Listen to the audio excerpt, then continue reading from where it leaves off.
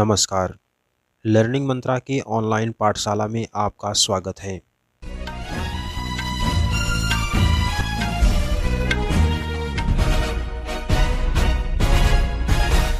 समाचार पत्रों में प्रकाशित रोजगार और भर्ती की तमाम सूचनाओं के साथ मैं विवेक मिश्र। पहली सूचना कर्मचारी चयन आयोग से। ट्रांसलेटर के 312 पदों पर भर्ती को आवेदन मांगे गए। कर्मचारी चयन आयोग ने केंद्र सरकार के विभिन्न मंत्रालयों, विभागों और संगठनों के लिए junior Hindi translator, junior translator officer, junior translator, senior Hindi translator और सीनियर ट्रांसलेटर के 312 पदों पर भर्ती के लिए ऑनलाइन आवेदन मांगे गए। अभ्यर्थी 25 अगस्त तक आवेदन कर सकते हैं और 26 अगस्त तक फीस जमा होगी। अगली सूचना आईटीआई में प्रवेश के लिए आवेदन से है। राजकीय औद्योगिक प्रशिक्षण संस्थानों में प्रवेश के लिए ऑनलाइन आवेदन 4 अगस्त तक होंगे। सत्र 2024-25 में आवेदन के लिए 10 जुलाई से प्रक्रिया शुरू हुई थी। इसके आवेदन वेबसाइट scvtup.in पर ही होंगे। आईटीआई के प्रधानाचार्य अरुण कुमार यादव ने कहा कि आवेदन की अंतिम तिथि नहीं बढ़ाई गई है। हाई स्कूल उत्तीर्ण अभ्यर्थी रविवार की रात 12 बजे तक आवेदन कर सकते हैं। अभ्यर्थी का प्रवेश मेरिट के आधार पर होगा। उन्होंने बताया कि सामान्य और पिछड़े वर्ग का आवेदन शुल्क 250 रुपये और SC/ST का 150 रुपये ऑनलाइन जमा करना होगा। अगली सूचना आजम खां के जौहर विश्वविद्यालय में बने भवन सील से हैं। सपा के राष्ट्रीय महासचिव मोहम्मद आजम खां की जौहर यूनिवर्सिटी में बने 2 भवनों को शनिवार को सील कर दिया गया। आरोप है कि जौहर विश्वविद्यालय में कस्टोडियन की जमीन पर अवैध कब्जा करके यह भवन तामीर कराए गए थे। आपको बता दें कि पिछले दिनों हाईकोर्ट के आदेश पर शत्रु संपत्ति अभिरक्षण ने जौहर विश्वविद्यालय में पैमाइश कराई थी। राजस्व विभाग ने जौहर विश्वविद्यालय परिसर स्थित 13.8 हेक्टेयर शत्रु संपत्ति की पैमाइश कर कस्टोडियन को कब्जा दिलाया था। इसी जमीन पर जौहर विश्वविद्यालय का स्पोर्ट कॉम्प्लेक्स और सिक्योरिटी चीफ का आवास बना हुआ था, जिसे खाली कराने का SDM सदर मोनिका सिंह ने 25 जुलाई को नोटिस दिया था। विश्वविद्यालय प्रबंधन को दिए गए नोटिस में प्रशासन ने 7 दिन का समय दिया था, जिसकी अवधि पूरी होते ही शनिवार को कस्टोडियन के पर्यवेक्षण रामपुर पहुंचे और स्थानीय प्रशासन से सहायता मांगी। राजस्व टीम फोर्स के साथ मौके पर पहुंची और दोनों भवनों को सील करके वहां शत्रु संपत्ति अभिरक्षण का नोटिस चस्पा कर दिया। अगली सूचना पेरिस ओलंपिक से है। भारत की निशानेबाज मनु भाकर हैट्रिक लगाने में असफल रहीं। भारतीय निशानेबाज मनु भाकर ओलंपिक में पदकों की हैट्रिक से चूक गईं। वो शनिवार को 25 मीटर स्पोर्ट्स पिस्टल में कांस्य पदक के मुकाबले में हंगरी की वेरोनिका मेजर से शूट ऑफ में हार गईं। बावजूद इसके हरियाणा की 22 वर्षीय मनु ने सभी का मन जीत लिया। 3 निशाने ही लगा पाई थी मनु भाकर। 8 निशानेबाजों के करीबी फाइनल में मनु ने अपना सब कुछ झोंक दिया। कुछ समय के लिए शीर्ष स्थान पर भी रहीं, लेकिन अपनी निरंतरता बरकरार नहीं रख सकी। मनु 5-5 निशानों की 10 सीरीज के फाइनल में शुरुआती 8 सीरीज के बाद 28 अंक के साथ वेरोनिका के साथ संयुक्त रूप से तीसरे स्थान पर थीं। इसके बाद शूट ऑफ में मनु 5 में 3 निशाने ही लगा सकी। मेजर ने 4 सटीक निशाने के साथ कांस्य पदक अपने नाम किया। इस स्पर्धा का स्वर्ण पदक दक्षिण कोरिया की जिनयांग और रजत फ्रांस की कैमिली ने जीता। पेरिस ओलंपिक तालिका में पहले स्थान पर चीन है, जिसे 16 स्वर्ण, 11 रजत, 9 कांस्य पदकों के साथ कुल 36 पदक प्राप्त हुए। दूसरे स्थान पर ऑस्ट्रेलिया है, जिसे 12 स्वर्ण, 7 रजत, 5 कांस्य पदक और कुल 24 पदक प्राप्त हुए। वहीं तीसरे स्थान पर रहा अमेरिका को 11 स्वर्ण, 20 रजत, 20 कांस्य और कुल 51 पदक प्राप्त हुए। वहीं फ्रांस चौथे स्थान पर है और इस पदक तालिका में इसे 11 स्वर्ण, 14 रजत और 15 कांस्य पदक के साथ कुल 40 पदक प्राप्त हुए। ग्रेट ब्रिटेन 5वें स्थान पर है, इसे 10 स्वर्ण, 10 रजत और 12 कांस्य पदकों के साथ कुल 32 पदक प्राप्त हुए।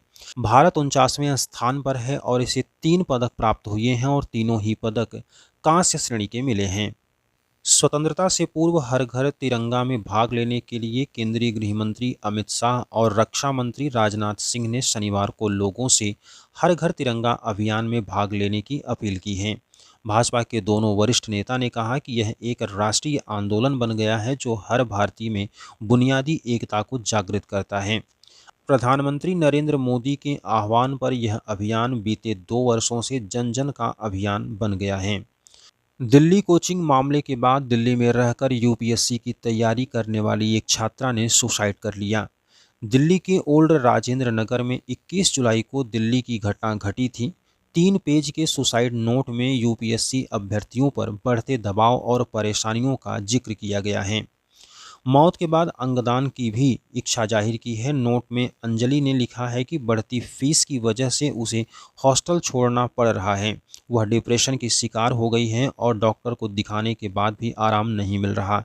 अंजलि ने नोट में सरकारी नौकरियों में पारदर्शिता लाने और नौकरी पैदा करने की बात भी लिखी है।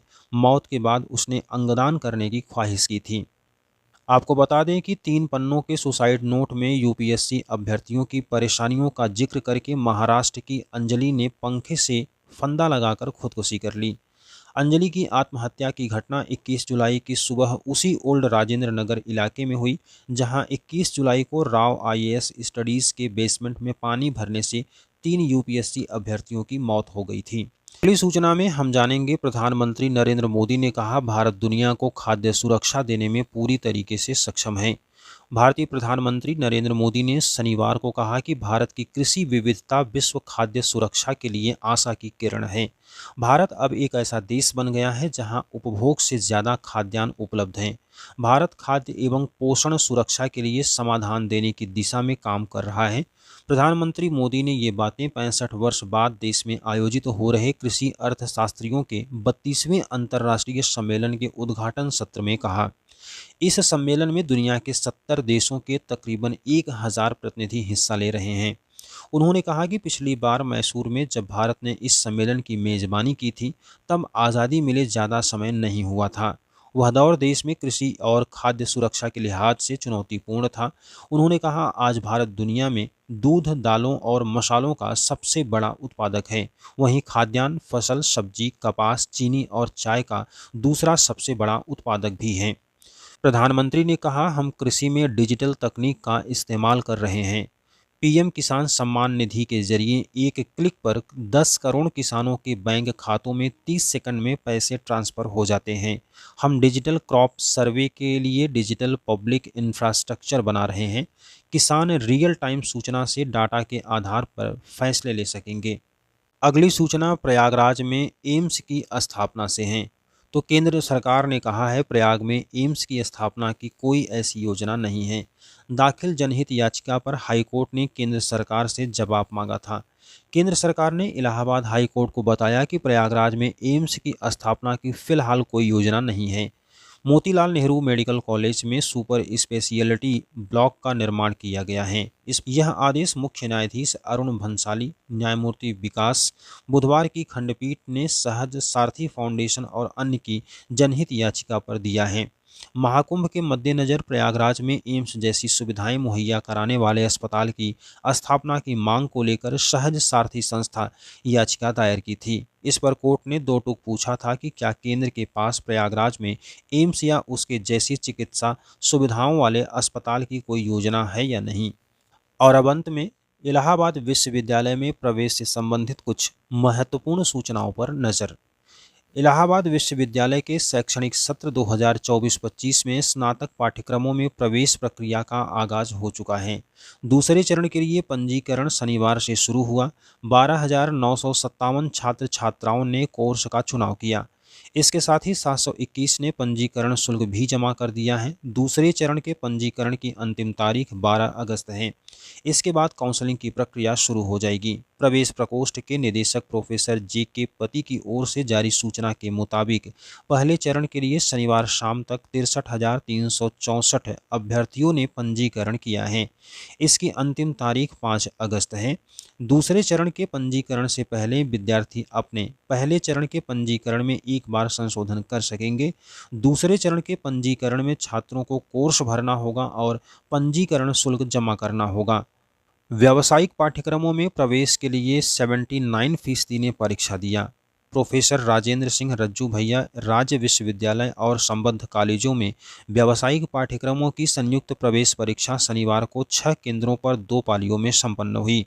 79% विद्यार्थियों ने प्रवेश परीक्षा दी। परीक्षा के लिए 7,332 अभ्यर्थी पंजीकृत थे। कुलसचिव प्रोफेसर अखिलेश कुमार सिंह ने बताया कि रिजल्ट 48 घंटे में घोषित हो जाएगा।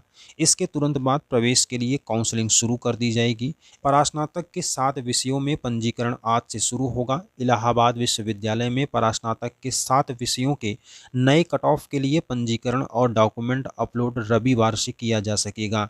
आज की इस वीडियो में बस इतना ही। अगर कोई नई अपडेट आपके लिए आएगी तो हम आपको अवगत करा देंगे।